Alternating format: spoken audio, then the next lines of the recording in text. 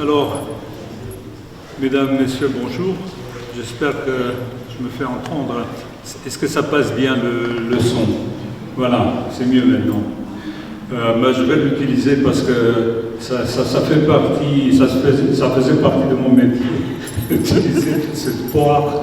Voilà, je m'excuse tout d'abord parce que mon français n'est pas pratiqué depuis longtemps, donc je vais improviser, je pense, avec des calculs romains à l'appel. Voilà. Mais vous n'êtes pas venu pour moi ici, donc oubliez-moi. J'ai l'honneur de vous présenter Anca Vassiliou, qui est ici exceptionnellement présente en tant que poète et surtout en tant que philosophe qui fait des recherches extraordinaires, y compris sur le langage poétique, à partir des très anciens de l'Antiquité, Platon, Aristote et les autres, vous allez le constater. Donc ça tombe très bien parce que ça nous plonge, nous qui organisons ce festival de poésie, vers les origines de la poésie, du langage poétique. Et qui autre aurait pu nous recentrer, nous diriger vers le mystère de la poésie qui vient de là-bas, et qu'elle résume d'une manière extraordinaire dans cette conférence. Je vais citer tout d'emblée, elle pose cette question: pense-t-on avec ou sans les mots? Moi, j'ai essayé d'être un peu plus explicite, même si je traduis mal sa pensée, mais je traduis ma pensée parce que, comme vous qui écrivez la poésie, presque chaque jour me pose la question: est-ce que c'est moi qui pousse les mots ou bien c'est les mots qui me poussent à moi? Qui est à l'origine de cette initiative bizarre qui est le langage poétique? Le langage poétique qui essaie de se transformer dans un texte, en énonce quelque chose, voilà, qui reste un grand mystère, qui nous assure la curiosité perpétuelle et comment dire, l'âme de notre curiosité. Anca Vassiliou, je n'ai pas oublié de la présenter, je vais la faire d'une manière un peu abrupte. Elle a fait des études d'art plastique, elle a travaillé effectivement après avoir fini ses études à l'Institut des arts plastiques Nicolae Grigorescu. Donc elle a travaillé ici en tant qu'historien et critique d'art. Et elle a changé sa vie en faisant des études à Paris, dans un domaine tout à fait différent. C'est-à-dire qu'elle s'est spécialisée très tôt dans l'étude de la philosophie médiévale et surtout de la philosophie des philosophes anciennes, en grec surtout. Elle a passé un doctorat à Paris, à l'université Paris 10 à Nanterre, avec une thèse à titre l'image, le diaphane, contribution à une phénoménologie de la lumière. Et donc elle a publié énormément de livres c'est la plus prestigieuse maison d'édition de France en matière, c'est Vrin. Ceux qui publient chez Vrin sont des vrais philosophes, des vrais scientifiques, des vrais professeurs, des vrais sages, justement. Mais avant de passer en revue quelques titres, je voudrais vous dire qu'elle a publié un livre de poèmes magnifique.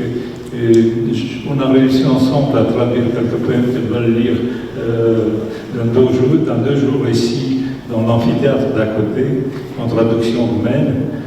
Évidemment, elle écrit en français comme ses études. Elle a du mal à se traduire elle-même, et je la comprends très bien parce que je ne pourrais pas me traduire en français, et je refuse. Mais on a essayé de faire ensemble, et je pense que le résultat il est magnifique. Ensuite,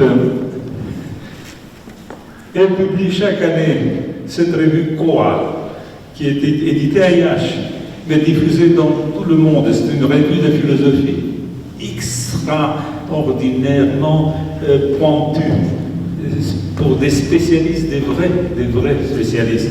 Ce numéro, c'est le dernier,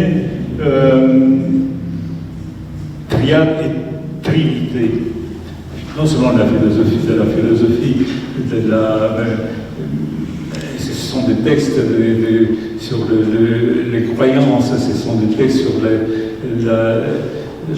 les théologies très pointues. Donc, Cora, vous pouvez la trouver dans les librairies, peu, mais existant quand même, en roumain. Et également, elle a publié d'autres livres. Le dernier en date, je le possède, 660 pages, publié chez Presse universitaire de France. Dialectique du réel, le langage de l'être, selon le sophiste de Platon. Voilà, Presse universitaire de France. Quand je suis arrivé en France, quand je voyais la librairie à côté de la Sorbonne, je me disais, mon Dieu, tout a été écrit, tout est là, dans les collections de Presse universitaire de France, y compris les collections que vous connaissez très bien, que sais-je. Mais ce livre de Anka, le dernier, c'est formidable. Je me réserve quelques mois pour une lecture spéciale. Bon, ce soir, comme j'ai dit, il va tenir cette conférence en français. Et déjà, c'est formidable parce que vous êtes tant nombreux pour une conférence en français donnée par notre compatriote qui est écrit dans une langue extraordinaire, très dense, très pointue, en même temps, comment dire, qui est le contraire de ce que je fais, c'est-à-dire c'est très exact. Très exact. J'ai peur de traduire une phrase d'Anka Vassiliou parce que tu ne peux pas t'éloigner, effectivement. Parfois, il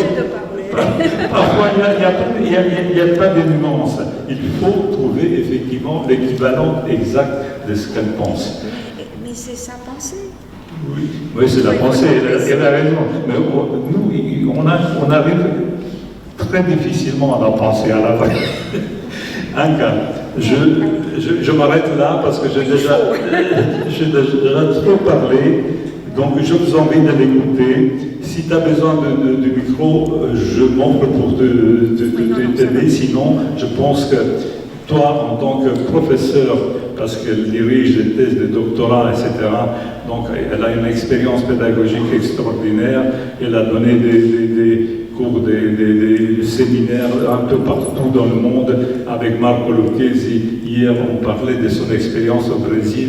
C'est formidable. Donc, Anka Vassiliou, un star international de la philosophie. Merci. Puțina română nu strică. Si. Am impresia că toată lumea înțelege un pic românește. Am să încerc să nu utilizez microfonul, pentru că vocea în literatură, ca și în filozofie, este esențială. Ce vreau să vă spun în română este că am primit această invitație cu foarte multă emoție și m-am gândit imediat că nu sunt la locul meu să vin într-un festival al scriitorilor și totuși n-am rezistat tentației și sunt aici.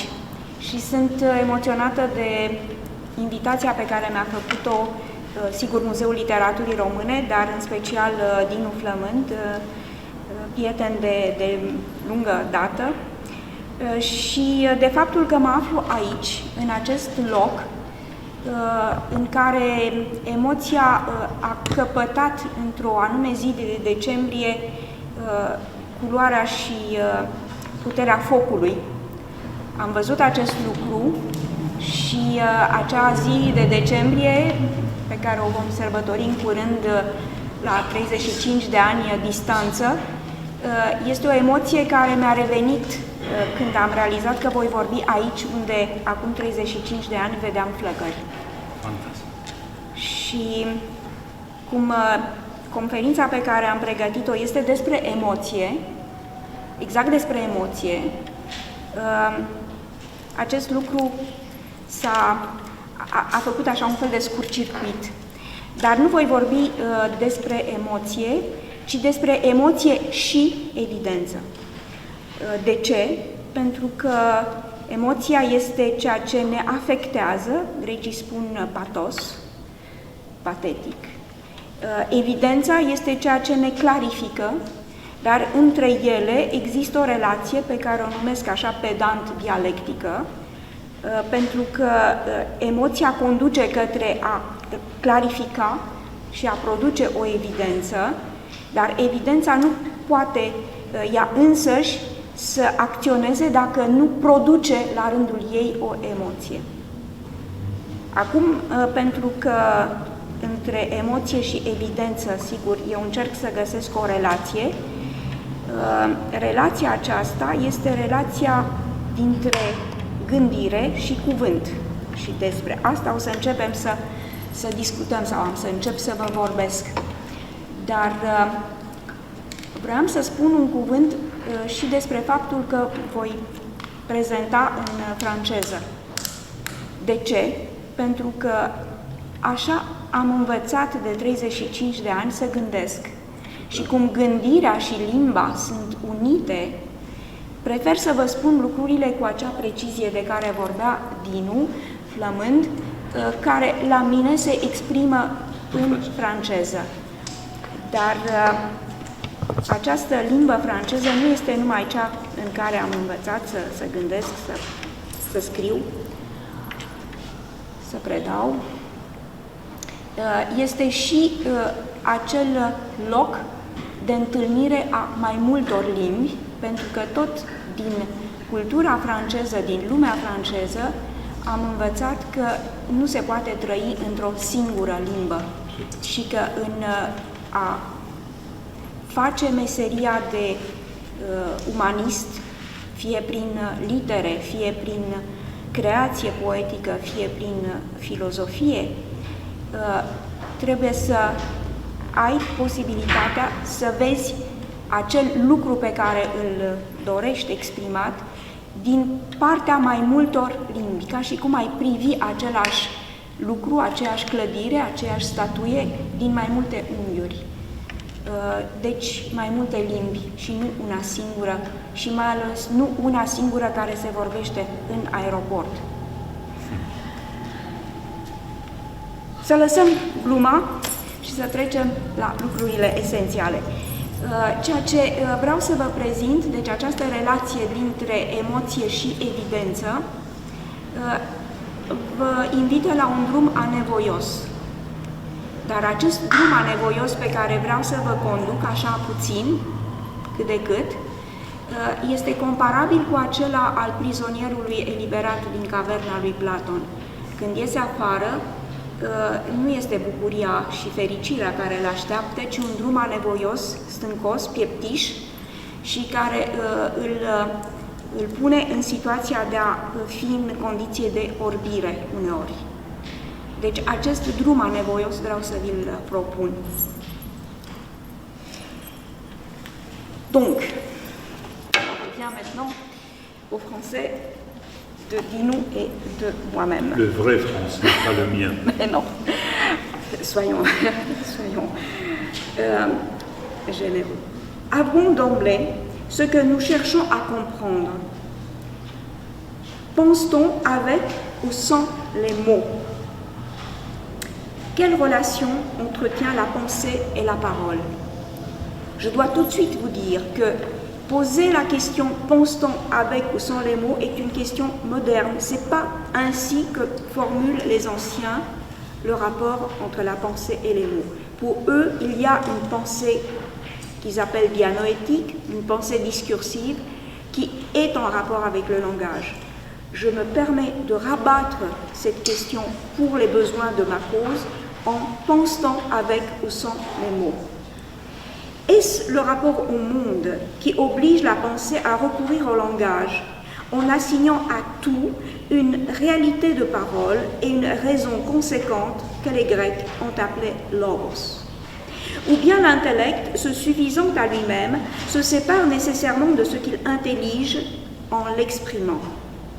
Il y aurait alors soit un conditionnement unilatéral de la pensée par le langage, soit une médiation à rechercher entre la pensée et les mots, sachant que les mots eux-mêmes se rapprochent davantage des idées que des impressions, même s'ils ne peuvent pas suivre le mouvement de la pensée avec la même acuité qu'un certain regard qui, aguerri, contemple sans entrave le ciel des intelligibles.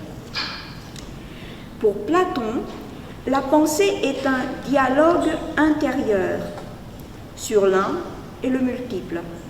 Un dialogue mettant en jeu le rapport dialectique entre le singulier et l'universel, l'opinion et la vérité. Pour Plotin, en revanche, le langage est l'image de la pensée. L'image, non l'identité. Le langage peut être fidèle à la pensée, mais en demeure radicalement séparé. Le critère qui permet de mesurer la différence entre la parole et la pensée est celui de la puissance de cette dernière, de la pensée, de penser l'indicible et même d'intelliger l'impensable ou l'ineffable, tandis que la parole ne serait pas en mesure d'exprimer l'indicible sans se contredire elle-même. Or, si Platon et Plotin ont chacun raison, c'est parce que tous les deux conçoivent la parole non pas en rapport direct avec la pensée, mais comme expression d'un pouvoir double propre au langage. D'une part, le pouvoir d'asseoir l'évidence, soit sur la vérité logique inhérente au langage, soit sur les affections et passions que produisent les sens de la perception. Et d'autre part, le pouvoir de donner une réalité existentielle aux choses que la parole nomme, montre, décrit, définit, classe par genre et rend à la fois réelle et signifiante. Empruntant à notre tour ce chemin de la différence entre ces deux puissances de la parole, que j'appelle épiphanique ou monstrative, et démiurgique ou productive, est l'acte univoque qui relie l'intellection et la pensée en cherchant non pas ce qui les sépare, mais au contraire ce qui permet d'articuler la fonction réflexive propre à la pensée et le pouvoir factoriel de la nomination et du discours, pouvoir propre au langage et qui a donné en outre son nom à la poésie. L'une des réponses à la question qui concerne la convergence entre penser et dire réside précisément dans ce que les anciens entendaient par poétique. Si la pensée est dans le monde et que c'est avec celui-ci qu'elle se mesure et se confronte par l'entremise du langage, le pouvoir que la pensée recèle n'est alors rien d'autre que le pouvoir du langage, le pouvoir de l'expression qui constitue une structure et s'identifie à une manifestation. Or, ce pouvoir du langage repose sur le fait que le langage est nécessairement l'acte du singulier, celui de l'homme qui parle, comme moi je vous parle en ce moment, mais qu'il porte à la fois sur le singulier et sur l'universel, et que son effet est vrai et factice en même temps, parce que le langage ne produit rien de nouveau, mais ouvre, laisse se déployer et rend brillant tout ce qu'il touche, en faisant se manifester ainsi la réalité même de l'étang, à l'instar de la pensée qui saisit le fait d'être de l'étang. Pourquoi le langage a-t-il un pouvoir factoriel dont la pensée ne semble pas pourvue, malgré sa puissance de produire des concepts et de les articuler? Parce qu'à la poiesis noétique ou psychique, réduite à produire des représentations figuratives ou conceptuelles, le langage ajoute un acte second, celui d'établir le lien qui relie le singulier et l'universel, où l'immanent est le transcendant, autrement dit, ce qui se tient là-devant, comme vous, en présence et ce qui est séparé et demeure enfermé dans la représentation. Ce lien est de nature formelle. Certains anciens l'appellent la chaîne d'or, métonymie de la lumière, comme l'explique Platon dans Théétète, 153 CD. Et son expression peut aussi bien provenir d'une formule mathématique qui donne la clé de la structure universelle, que d'une relation de réciprocité dialectique qui assure justement cette réciprocité et une attraction, ce lien, ou d'une structure harmonique d'ordre musical, mathématique, dialectique, musique. Donné communément par le langage, ce lien fait l'objet d'un savoir épistémé et constitue à la fois un acte et un bien commun de la parole et de la pensée. Son but est de réaliser l'unité de ce qui est nécessairement séparé. Il relie l'acte de dire ou de penser et ce sur quoi porte cet acte en termes modernes, honnis par les anciens, bien sûr, ceux qui travaillent sur les anciens, le sujet et l'objet. Cherchons maintenant à saisir sur quoi porte le premier des deux pouvoirs évoqués du langage, celui que recèle le nom de poésie, le pouvoir de fabrication, poiesis, et voyons en outre si ce pouvoir n'est pas en mesure de réaliser aussi ce lien propre à la fois au langage et à la pensée, lien formel sur lequel repose l'union du singulier et de l'universel. À ce sujet, les réflexions théoriques ne manquent pas dans l'Antiquité et leur héritage est immense. On peut néanmoins les réduire à un constat simple.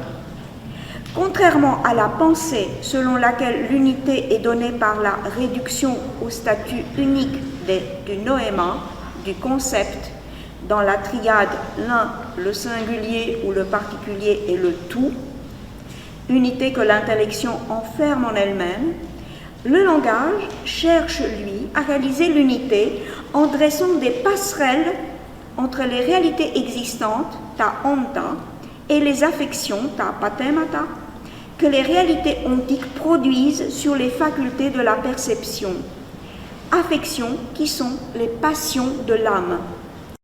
Il s'ensuit que les réflexions théoriques qui portent sur le langage sont nécessairement aussi des théories sur la nature de l'âme, parlant autant des choses que de la manière dont celles-ci sont perçues et senties.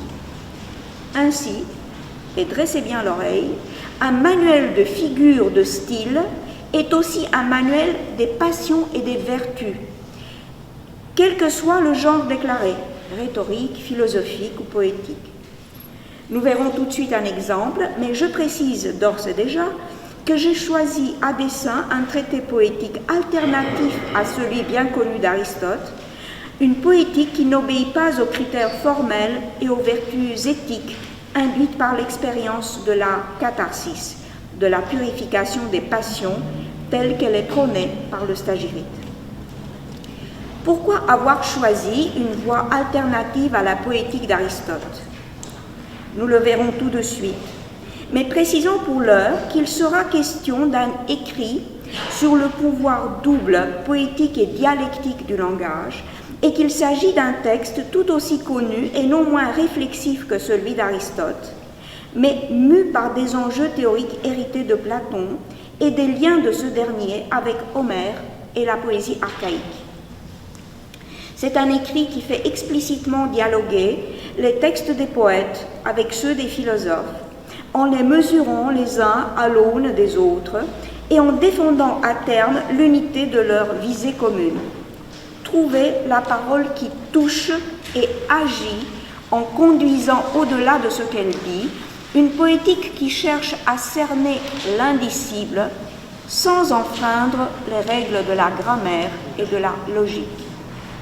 En outre, contrairement au traité d'Aristote, la démonstration conduit à établir un art poétique dont la technicité ne tient pas dans les vertus spécifiques des figures de style, et puis du rythme, comme vous savez, mais relève de la maîtrise des moyens de la pensée, en cherchant à atteindre comme celle-ci, c'est-à-dire more geometrico, la profondeur et la hauteur. Une poétique reliant donc l'abyssal et le très haut. C'est d'ailleurs sous ce nom, Peri-Hypsos, que ce texte est connu, en courant sciemment le risque de s'abîmer dans l'incompréhensible ou de vouer les mots au néant une fois leur but atteint. Sans doute est-il aisé de reconnaître maintenant que je parlerai du traité grec anonyme du sublime ou du merveilleux, intitulé qu'il reçoit lors de sa traduction en français par Boileau en 1674. Ce texte n'est pas un manuel de rhétorique, d'éloquence ou de figure poétique. Pourtant, c'est du pouvoir du langage qu'il est principalement question. Nous savons par ailleurs que c'est un écrit fragmentaire, difficile à situer dans le temps et à attribuer à un auteur. Sa datation oscille entre le 1er siècle avant Jésus-Christ et le 5e après Jésus-Christ. C'est un laps très long, mais le plus souvent, il est attribué à un certain Pseudo-Longin et au 1er siècle après Jésus-Christ. À le lire, on constate que ce texte inclassable comporte de très nombreuses références à des œuvres antiques de philosophie classique et à des poèmes archaïques, mais que son intérêt dépasse de loin l'aspect doxologique, car il s'agit bel et bien d'un écrit original sur le pouvoir du langage de dépasser ses propres moyens en cherchant à atteindre l'indicible et à produire un effet d'arrachement du lecteur à la fois à son état sensible immanent et à son attraction pour la beauté factice des mots. Son enjeu est donc double. Il propose un art poétique et une réflexion critique simultanément. Je vous rassure tout de suite, je ne vais pas parler tout le temps de ce traité. Ce traité m'aide à comprendre Platon, à comprendre Homère et à mettre en regard ses sources et ce que devient un art poétique à la fin de l'Antiquité. Résumons la visée théorique de ce texte avant d'en analyser quelques passages en regard avec ce que je disais, Platon et Homère. Il en ressort une tripartition des moyens par lesquels le langage exerce son pouvoir et conséquemment 3 domaines sur lesquels porte le pouvoir de l'expression. Le premier moyen est celui de l'éloquence. Il est censé persuader le lecteur du caractère poétique de tout texte qui arrive à tenir un discours parfait. Donc, un discours parfait est nécessairement un texte poétique. Il est censé persuader de ce fait, et ce moyen relève de l'art même du langage, l'art de bien parler.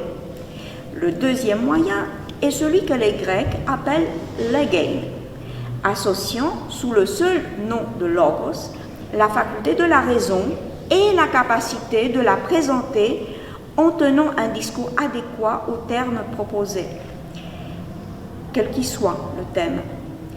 Son domaine s'étend au-delà des arts de la parole, la grammaire et la rhétorique, et comprend les sciences qui relèvent de l'âme, les facultés de la perception, la maîtrise du désir, des passions et des vertus, la connaissance de l'imagination, de la mémoire et des moyens de l'intellection. Parler, discourir, dire, en un mot legein, relève donc du pouvoir que le langage exerce sur le domaine des affections, de l'émoi, de sa maîtrise et de la justesse de sa compréhension par l'art de la distinction des passions et par la faculté du jugement de leurs effets et de leur but. Pour résumer, legein, discourir, consiste donc à employer le langage pour toucher l'âme en la rendant capable d'intelliger la raison de ce qui l'affecte. Enfin, le troisième moyen d'action du langage concerne la pensée elle-même qui va au-delà de la parole, enjambe la limite du dissible et donne la clarté, l'évidence, enarges, l'aspect brillant. à ce qui ne l'a pas, c'est-à-dire à ce qui est rude, opaque, rugueux, tragique. Voyez donc que je m'inscris entre ce qui est le pathos qui trouble et ce qui est enarges, ou avec un autre terme grec, apophaino, ce qui se manifeste dans la lumière, dans ce qui brille et qui s'oppose à tout ce qui absorbe la lumière sans la rendre, comme une surface rugueuse ou comme une peau velue. Et cette surface rugueuse est le destin de l'humain, c'est le style tragique. Et tout ce qui rend la clarté, c'est l'évidence, et ça tient du langage des dieux. Ça, c'est évidemment le Kratil. Visant la pensée, le langage tisse un rapport aux choses qui se veut transparent. Un rapport qui n'est pas le fruit de l'expérience immédiate des sens, voir, entendre, toucher, humer, mais celui de la recherche d'un lien entre les expériences singulières du monde immanent et la possibilité de leur intellection par abstraction et réduction conséquente au principe et à l'universel. À ces trois moyens que déploie la parole poétique, éloquence, rapport du logos avec l'âme, la clarté intelligible, s'ajoute l'intérêt obvi de l'auteur de ce texte, vraisemblablement d'époque hellénistique, pour la poésie grecque archaïque et pour sa confrontation avec les textes de la philosophie classique, dont certains dialogues de Platon. Pour Pseudo-Longin, disons, pour faire court, Platon apparaît comme l'un des compétiteurs de Homère et comme le philosophe le plus enclin à écouter lui aussi la voix de la muse, comme Parménide, Héraclite ou Empédocle.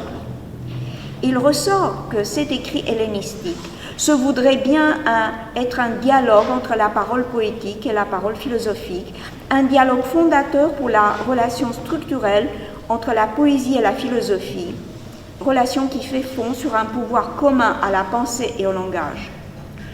Il s'agit de déjouer ainsi le caractère étranger, radicalement dissemblable du langage par rapport au monde et à la pensée. Le fait que j'appelle un crayon, mais ça n'a rien à voir, le nom avec le crayon. De réduire la distance que la parole instaure à la fois à l'égard de la perception sensible et de la pensée, et de dénoncer en même temps l'immédiateté affective, passionnelle que produit le langage, en jouant sur sa capacité de dévoiler et de voiler le monde immanent par des similitudes ou par des dissemblances qui laissent le monde immanent s'abîmer dans ce que Platon appelle, je le cite, que l'expression est si belle, la mer infinie de la dissemblance. An homoiotetos apeiron onta ponton due, dans le politique, en désignant ainsi l'oubli du projet démiurgique dont relève précisément le pouvoir poétique commun à la pensée et au langage. Voyons de plus près ces convergences entre la parole poétique et la parole philosophique en analysant certaines références de Pseudo-Longin au dialogue de Platon. Le choix du Phèdre est l'un des plus cohérents avec le projet de l'auteur hellénistique. Tantôt explicite, tantôt subtil, mais aisément repérable, les références au Phèdre sont en effet nombreuses et récurrentes. Mais la raison n'est pas celle qui nous semble la plus évidente, à savoir l'aspect scénique du dialogue au bord de l'Ilissos avec son apparence bucolique, prisée à l'époque de l'Antiquité hellénistique et tardive, justement.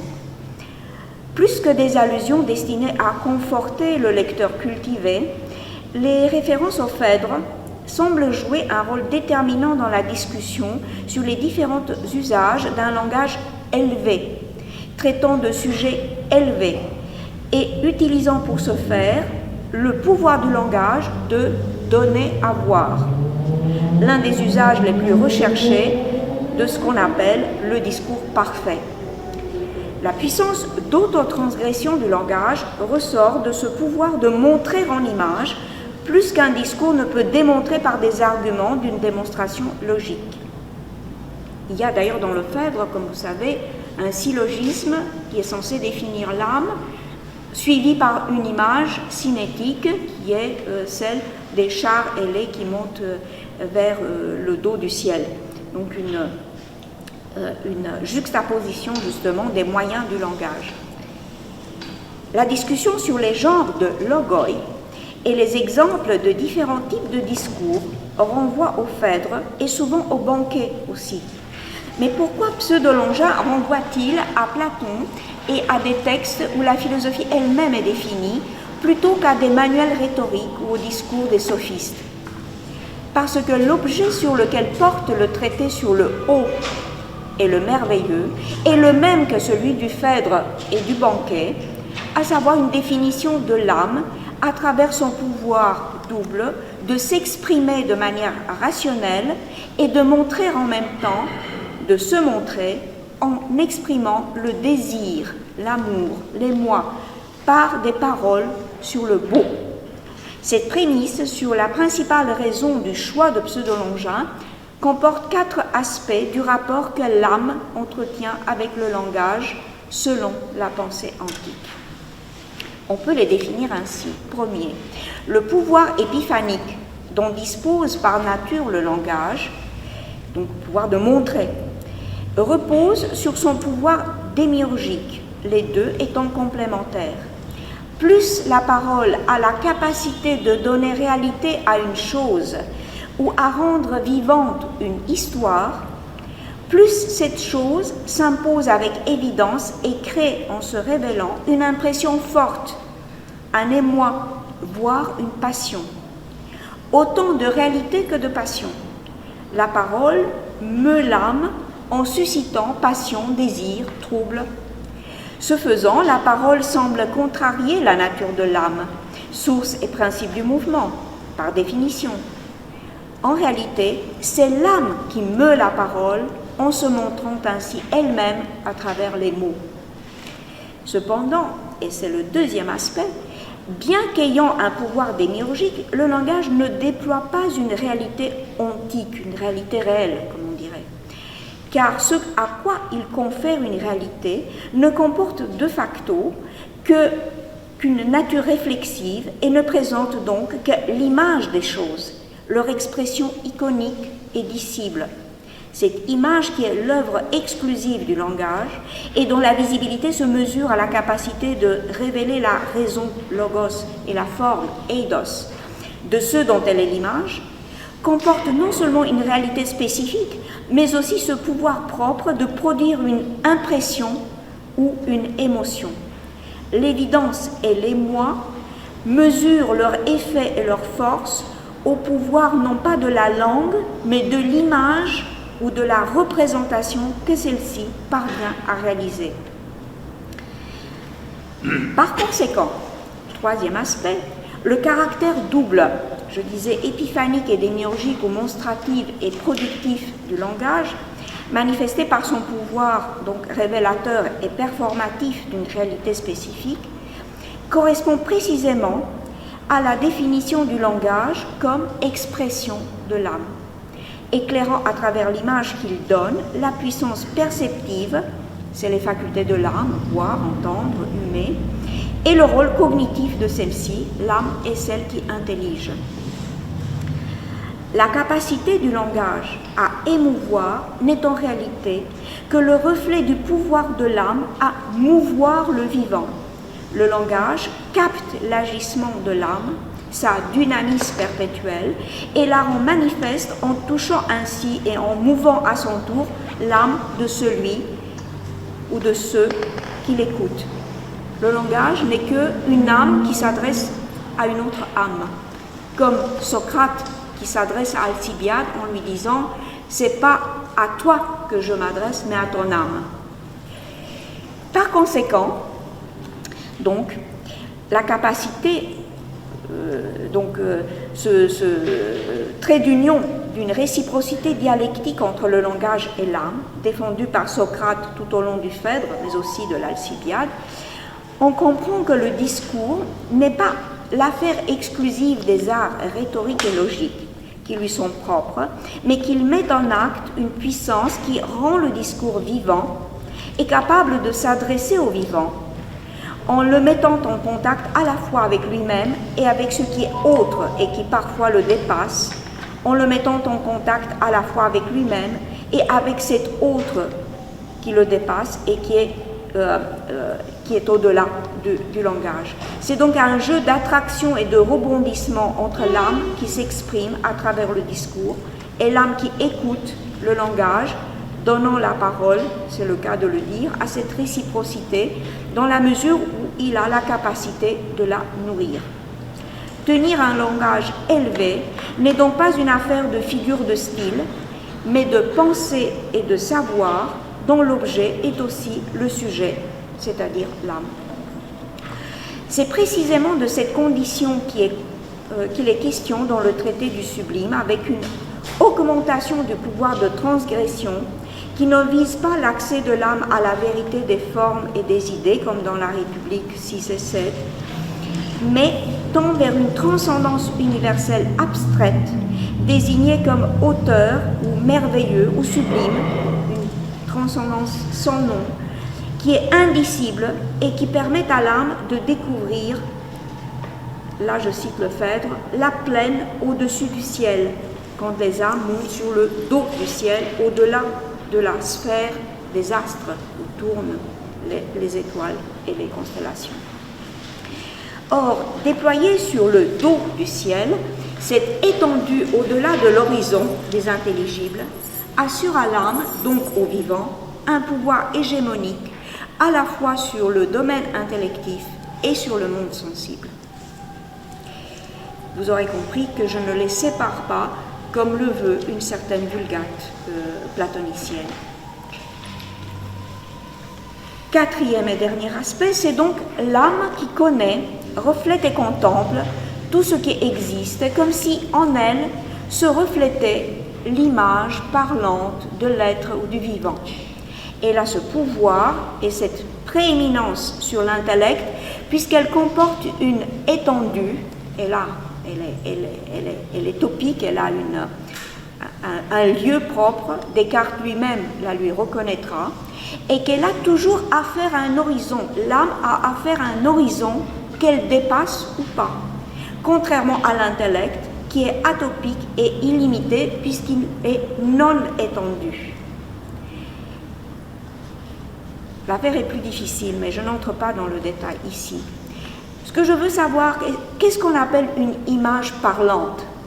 C'est l'image de la raison, de la pensée dianoïtique ou du principe ou de la forme de ce qui est là-devant et dont la représentation réside dans les facultés supérieures de l'âme, la mémoire, l'imagination, l'intellection. En d'autres termes, c'est l'image par laquelle l'âme s'auto-approprie, se connaît et se révèle elle-même, c'est elle qui se connaît elle-même. Connaître toi-même, c'est connaître l'âme, se connaître en tant qu'âme.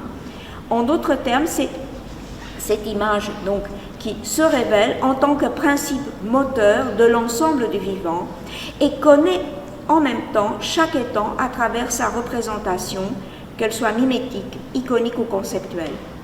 À cette image, l'âme seule a accès, puisqu'en réalité, c'est elle-même qui la produit.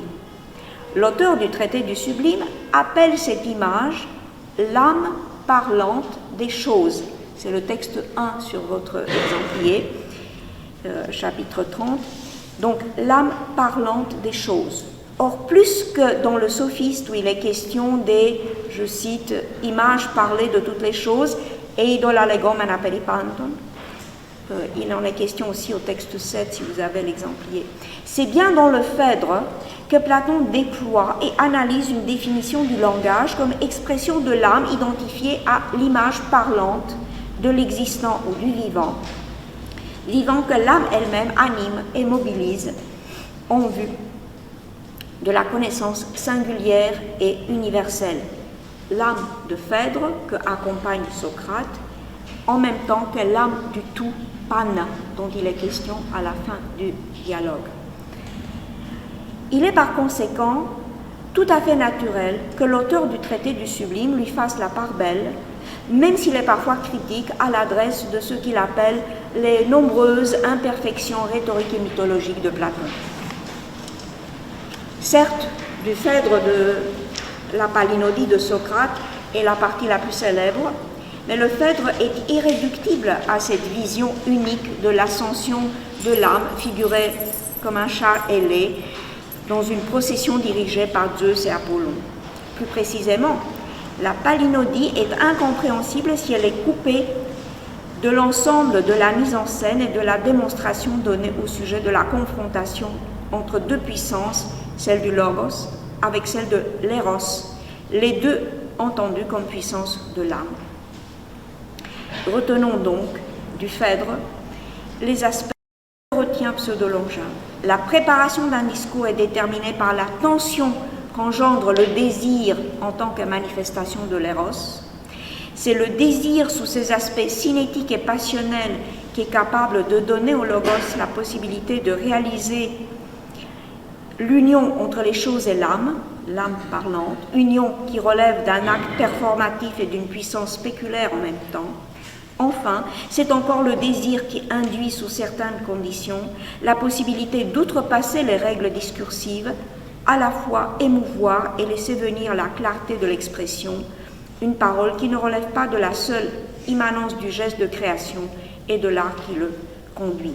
L'idée de cette union du sacré et du savoir que peut réaliser la puissance créatrice du désir à travers son expression discursive est ce qui mobilise le traité du sublime, et non seulement le traité du sublime, mais toute la pensée antique, du sacré et du savoir.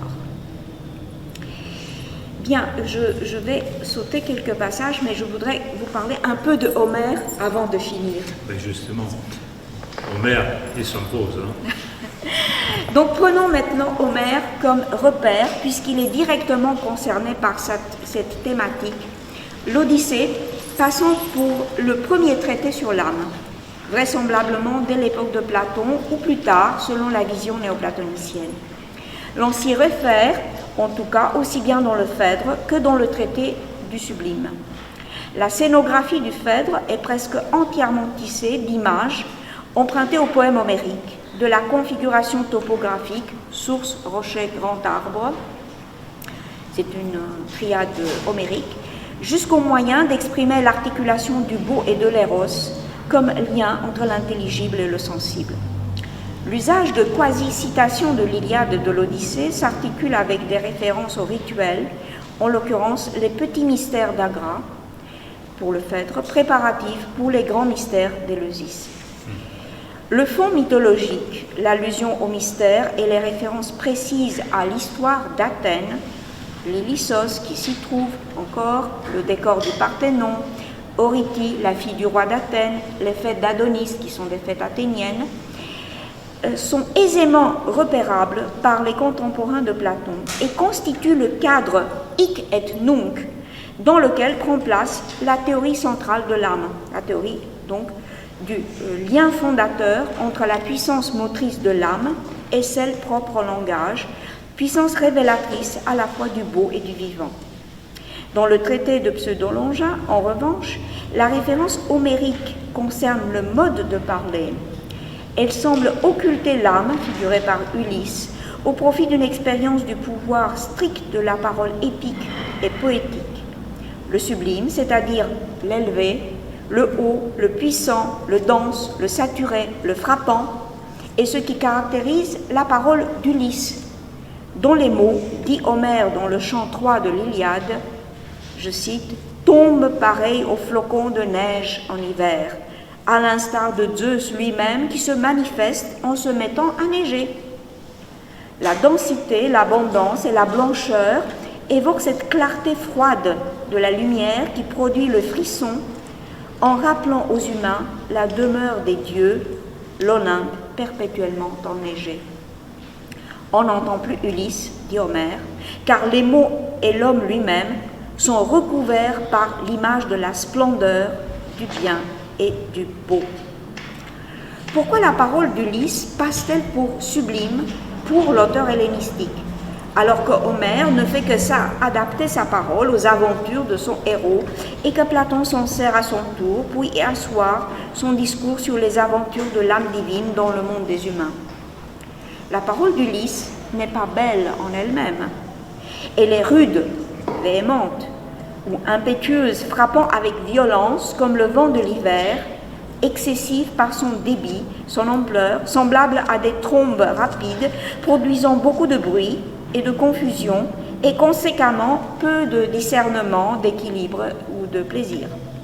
Or, le sublime n'est précisément sous l'effet contrasté de l'émoi que produit ce langage terrible, deinos, dit le grec, par son caractère surprenant et dévastateur, semblable, je cite les images, à un torrent ou à l'éclair et à la foudre.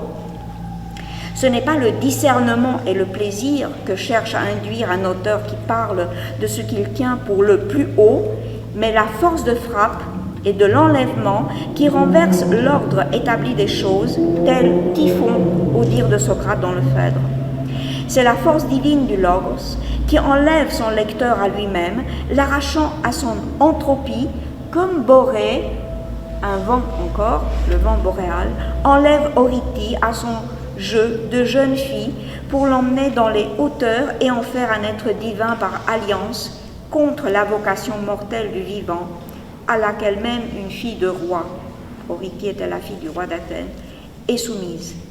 Borée est le vent du nord, l'allié des nefs des Athéniens contre Sparte, le compagnon d'Apollon hyperboréen, faisant passer l'être du chaos au cosmos, du désordre à l'ordre, de la nature sauvage à l'ordre de la cité.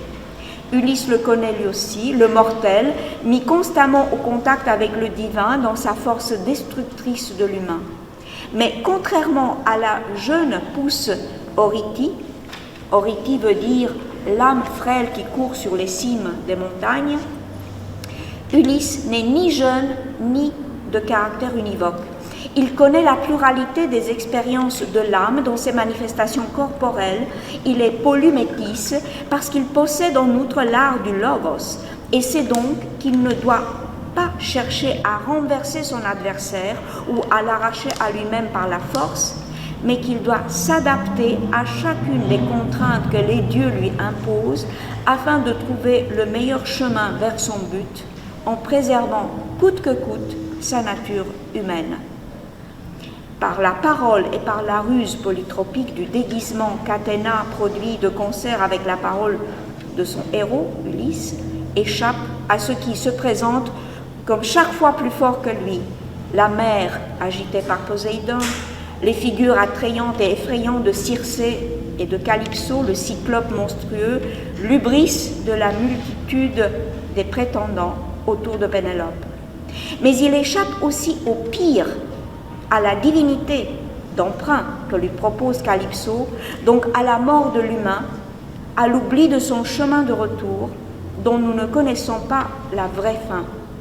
C'est d'ailleurs à cette fin indicible qu'Ulysse emploie à la fois son art de la construction en bois, du lit nuptial et du radeau, alias le corps mortel de son âme divine, et son verbe allié dans le discours à la puissance de sa voix, cherchant ainsi à ruser à l'aide de son éloquence et à produire l'émoi sublime qui engourdit à chaque fois son adversaire divin ou humain sous un flot intarissable de paroles, semblable au flocon d'une tempête hivernale, couvrant d'un manteau de lumière implacable et aveuglante les malheurs autant que les plaisirs de la terre. C'est ainsi qu'il provoque aussi les dieux, rivalise en tromperie avec Athéna et génère la tourmente parmi les humains, tourmente à laquelle lui-même est pris et jeté, comme au creux des rochers d'un rivage. La confrontation avec le divin, telle que Homère la montre à travers l'épopée de l'âme, alias Ulysse, n'est jamais horizontale, comme un combat entre des êtres de la même espèce. Elle se présente tantôt de pied, tantôt à la verticale, étant asymétrique dans tous les cas, puisqu'elle guerroie non contre des dieux déguisés en humains, mais contre la Moïra, sans forme et sans visage, contre le destin à 1000 têtes, face auquel l'homme se sait à la fois perdant et dans le devoir de l'affronter néanmoins. Pour Ulysse comme pour Socrate, qui déclare chercher à connaître le destin qu'il porte en lui comme quelque chose d'implacable et de divin en même temps. C'est la tuké de Socrate. Le langage est la seule arme et le seul moyen qui permet de changer un tel affrontement en une relation dialectique entre des registres de réalité différents, mais qui ne cherche pas à s'éliminer réciproquement, réduisant la parole au silence. Le premier a incarné à la fois ce pouvoir surprenant d'un langage bélier et les épreuves du voyage de l'âme à travers le monde de la pluralité des vivants, est bien Ulysse. Dans le Phèdre comme dans les poèmes homériques, cette association entre le pouvoir transgressif du langage et les épreuves de l'âme engendre un effet d'émoi, un pathos, que cet effet soit considéré comme produit à bon escient par l'usage à outrance du logos, ou comme le résultat d'un défi, celui des facultés confrontées de manière impromptue à la nécessité de leur dépassement. Le mode d'expression dans les deux cas ne va pas sans la source qui nourrit et soutient le discours. Sinon, même chez les plus grands écrivains et chez les grands poètes, je cite à nouveau Pseudolongin, le déclin de vigueur dans le pathétique aboutit à la peinture des mœurs. Ulysse et Socrate sont deux des figures paradigmatiques du pouvoir que recèle le langage, celui de s'auto-transcender pour dire l'indicible, pouvoir auquel la modernité du classicisme et du romantisme a donné le nom du sublime. Le verbe étant l'expression de l'âme, la meilleure des maîtrises, celle qui consiste en une maîtrise des passions et du double savoir des puissances de l'âme et de l'art de parler, conduit l'homme à devenir philosophe. S'accomplit ainsi ce que constitue, selon Socrate, le meilleur de l'humain, être l'ami de la sagesse divine, en l'aimant, en la suivant à la trace et en l'imitant en même temps. Socrate joue-t-il ici le rôle d'une figure platonicienne d'Ulysse, assagi dans ses mœurs, mais non moins rusé en langage? C'est peut-être audacieux de formuler aussi abruptement une telle hypothèse herméneutique, mais la comparaison pourrait du moins être éclairante pour les enjeux d'un dialogue qui a tout d'un texte d'exception. La composition dramatique, la richesse typologique des genres discursifs, la mise en scène et le jeu des acteurs, la structure initiatique à peine dissimulée et la contextualisation historique, littéraire et mythologique dont le paysage athénien qui vise à donner un tableau vivant de la cité dans le monde, une cité vue de l'extérieur comme une représentation par laquelle on tient le tout dans son ensemble sans y participer. Comme vous savez, le Phèdre est en dehors des murailles d'Athènes.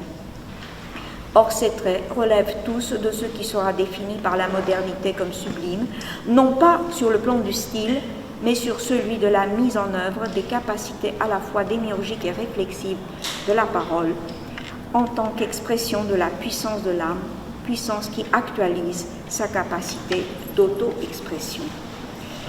Je vais m'arrêter là.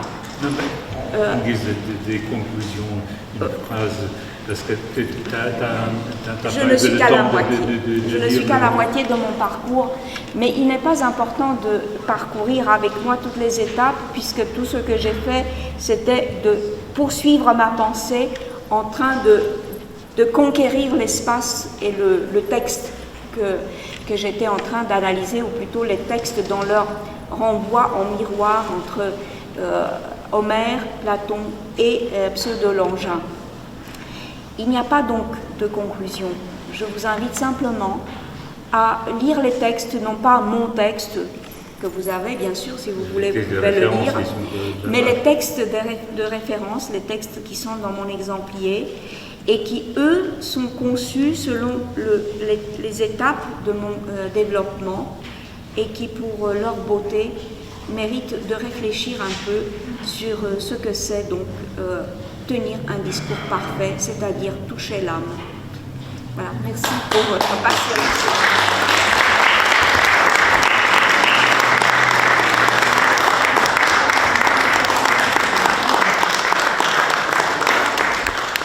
Vous voyez, ce n'est pas simple du tout, structurer les émotions. Voilà. Et ça, c'est un long travail. Et les poètes, heureusement que les poètes ne sont pas si tenaces pour refaire le parcours, comment dire. S'il y a des questions à poser en cas, je vous invite de le faire. Puisque dans environ 15 minutes, on va passer dans un autre registre pour présenter le livre de Marco Lucchesi. Donc on va changer d'idiome, on va parler un peu portugais et roumain, évidemment. Et voilà. Anca, putem să vorbim și românește puțin la sfârșit acum, pentru că nu mai este textul tău. Așa. Am uitat să vă spun că Anca are un parcurs prestigios. Numai un pic, trebuie să completez. Este o mare mândrie pentru noi toți că... O secundă și păi vă invit la întrebări. A avut premiul special, mare premiu al Academiei Franceze pentru Filozofie. Deci trebuia să spun acest lucru care face referință prestigioasă la Anca Vasiliu. Vă rog să puneți întrebări în legătură cu acest text. Poésie.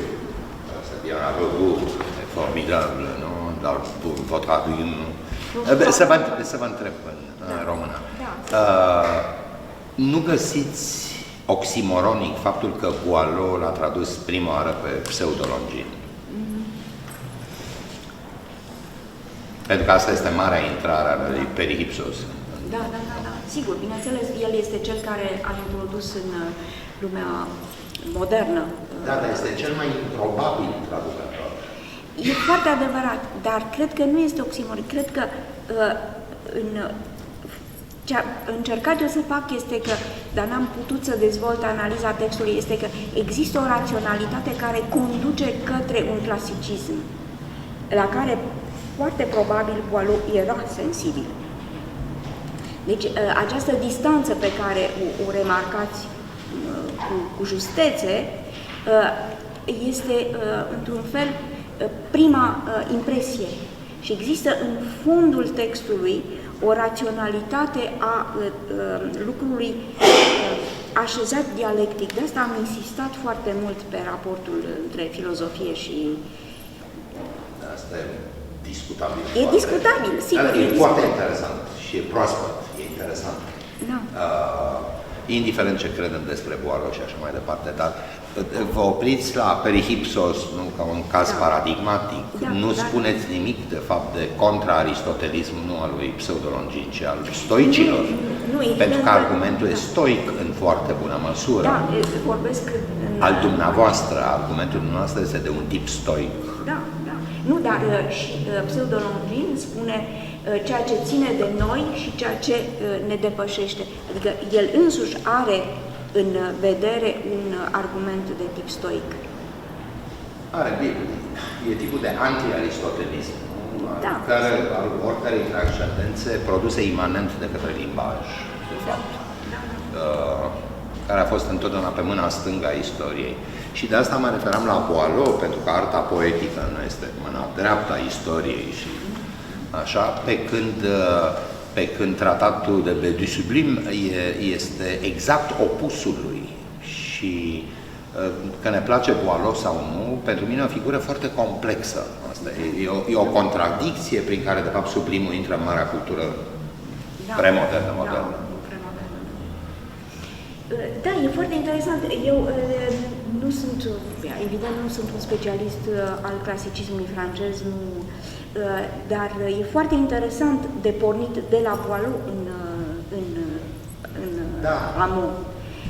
Eu am pornit practic de la text către Homer, adică am rămas pe terenul meu de cercetare. Dar, ia microfonul acum, nu mai e textul, ca să te audă lumea. Trece greu în fundul serii. Direcționează la așa și se aude perfect. Bun. Deci eu am rămas pe terenul meu, dar este evident că recepția acestui tip de text în Occident se face printr-o filieră total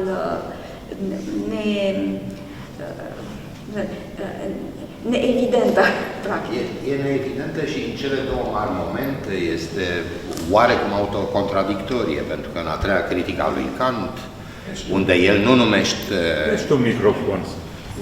Unde evident că nu numește suprimul în germană, lui nu numește suprim, exact ceea ce numiți dialectica gândirii și a limbajului este complet ruptă în sublimitate. Deci, singurul lucru pe care poți să-l spui în suprimul kantian e wow! Și limba se termină într-un tip de emoție care iese din limbaj, transcende limbajul. Da. Spun la un moment dat că este momentul în care la parole Sabine en elle-même. Deci se reduce. Oui, ça va la faire. Dar în același timp, cred că mai este un aspect de care trebuie ținut seama, tot pe linie filozofică, și anume faptul că Boileau era cunoscător al unui platonism care este platonismul renașterii și care este de fapt un plotinism. E un neoplatonism. Deci, arealul antic pe care am încercat eu să-l desenez între Homer, Platon și Pseudologii, dacă datarea este corectă în secolul I, cum cred, pentru că îl asociez cu Filon din Alexandria și asta e altă istorie, atunci este un domeniu care este legat de problema dialecticii și a pasiunilor sufletului, pe linie platoniciană, și Boileau vine într-un moment în care cunoștința lui platoniciană este plotiniană, neoplatoniceană, este cu totul altă lectura lui Platon. Da, sigur. Și edulcorarea platonismului, neoplatonismului, mai ales prin Ficino și Florentini, e și mai... Dar și critica la Jean de Serre, a lui Ficino, pe care Boileau probabil o cunoaște pentru că este puțin înaintea lui, deci e foarte complex momentul Boileau și această apariție, așa... Asta era tot o întrebare apropo de perplexitatea mea, de complexitatea și contradicția lui Boileau. Dar vreau altceva să întreb, de fapt, că invocarea mai ales a scenei lui Fedru, care e singurul dialog non-urban al lui Platon, și Ilisos și Cicadas și așa mai departe, imediat o aruncați în elementele de peisaj homeric. Este un gest de metonimie a decorului, pentru că de fapt mie mi se pare că Fedru este mult mai puțin homeric, chiar în disputa cea mare între oralitate, scris și așa numită limbă filozofică, decât sunt niște dialoguri foarte clar antihomerice, cum ar fi Ion. Da, sigur că da. Și e mult mai puțin homeric, deci din cauza asta mă gândesc, de fapt, pentru că ai elementele de sublimitate din Fedru, dacă le putem spune așa, care și ele se nasc dintr-un tip de autocontradicție în raport cu Homer. E mult mai subtil în Phaedros, felul în care se Homer, pentru că își compune peisajul din citate homerice, care sunt foarte clar citate din Iliada, cu păsările în Platan, cu stânca, sunt niște citate. Urmează apoi cele două prime discursuri, discursul lui Lysias și discursul lui Socrate, răspund la... După care urmează palinodia, adică împotriva lui Homer, vom spune, ne vom întoarce, am produs și precum Stesicor, vom spune, am produs un păcat asupra mitologiei și ne vom întoarce. Deci în Phaedros cred că el compune o structură de contradicție voită între o zonă strict omerică, pe care toată lumea o citează, și inversarea, răsturnarea ei în palinodie. Și ăsta e sensul palinodiei, de fapt. Așa. Și după aia revine cu Tamus, cu legenda egipțiană, Da, cu da. toate poveștile care urmează în Notele partea de a doua. subsol birocratice. Da, da, da. Da, bine, Exact. asta e, da, da, da, sigur, sigur. Da. Alte Dar mulțumesc întrebări? că m-ați stârnit. Că Cel de mai fapt fericit o să sunt stăm eu, pe să loc. dovedește faptul că era nevoie și de colocvii despre poezie și despre natura poeziei la un festival de poezie, evident, pornind de la filozofie. Alte întrebări? Anca, ai schimbat structura și altitudinea acestei întâlniri. Iată, suntem foarte sus. Am ajuns foarte sus. Mulțumim foarte mult, o aplaudăm.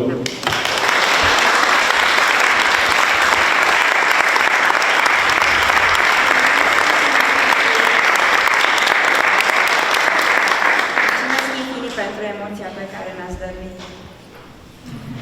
Cred că poți să reveni în patrie. De câte ori vrei, toată lumea te așteaptă.